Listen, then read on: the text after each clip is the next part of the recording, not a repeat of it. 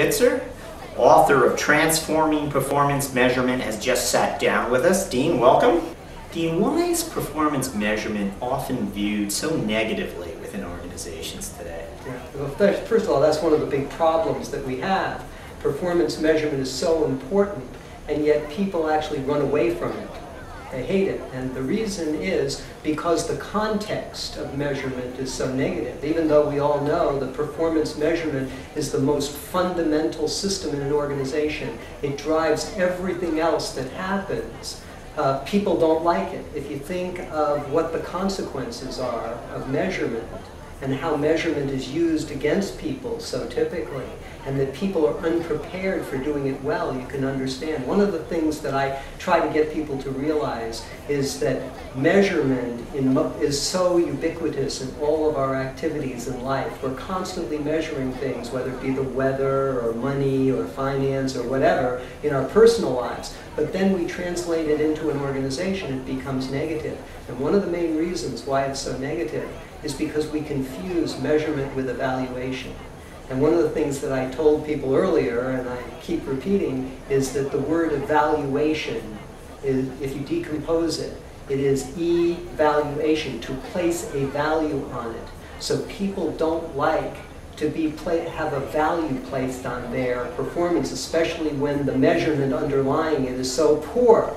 And so people feel that they're being, used improperly through measurement, and in addition, because measurement triggers rewards and punishments, it's looked upon as being very manipulative, and very often it is the trigger of punishments for the average employee rather than the trigger of rewards. You talk about how the correct approach to measurement, that there must be a social infrastructure. What exactly are you speaking about? Well, today, we invest billions of dollars in the technical infrastructure, meaning the performance measures themselves, the technical infrastructure around those performance measures, and things like that. A lot of the IT expense is put into performance measurement. But how much do we invest in people, the people who are going to be using the measurement? For instance, one of the things I talk about is organizations spend hundreds of millions of dollars on training their employees, but almost nothing on how to use measurement effectively. And one of the things I keep stressing is it's not, the measures are important, but what happens with the performance measurement data is much more critical. And unfortunately, we don't put any emphasis on that social and organizational infrastructure, what I call the marriage between performance management and knowledge management. You also touch upon what you call opportunities for improving the context of measurement. What are some of these opportunities? What are we talking about? Well, first of all, in my book, I talk about 4 keys to transforming performance measurement.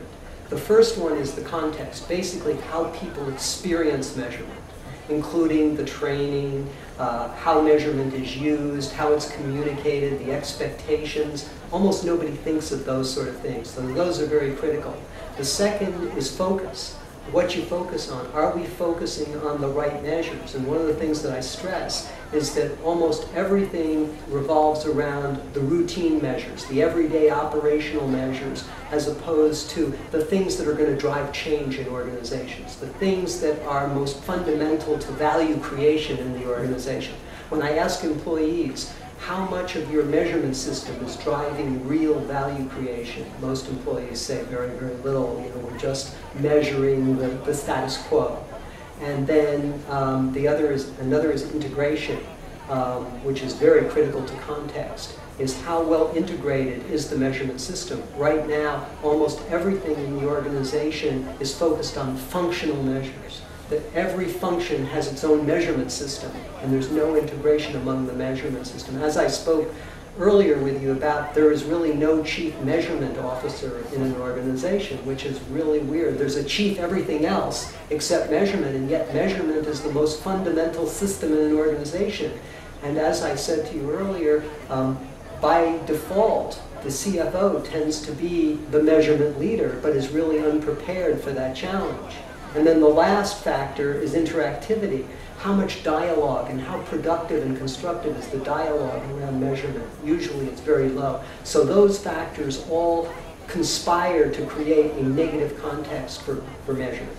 When it comes to performance measurement in organizations today, what's the key thing that needs changing?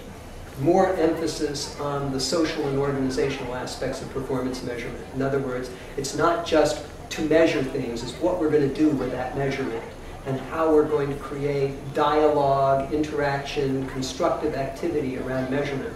Right now, we put huge amounts of data into reports and things like that. Most people don't know what to do with that data. So we need to improve that, and also we need to develop people around measurement, improve measurement literacy. So those social and organizational aspects of measurement are most critical. One other thing is we need to recognize that measurement is fundamentally a political process. And we've somehow got to depoliticize it, because that's what creates the negative context of measurement, where one function is working against another, the organization is sub-optimizing rather than working together. And that's why it's going to be so critical moving forward in the future that organizations start realizing that there needs to be a chief measurement officer. Dean, thanks for the time today. Thank you, Jay. Nice talking to you.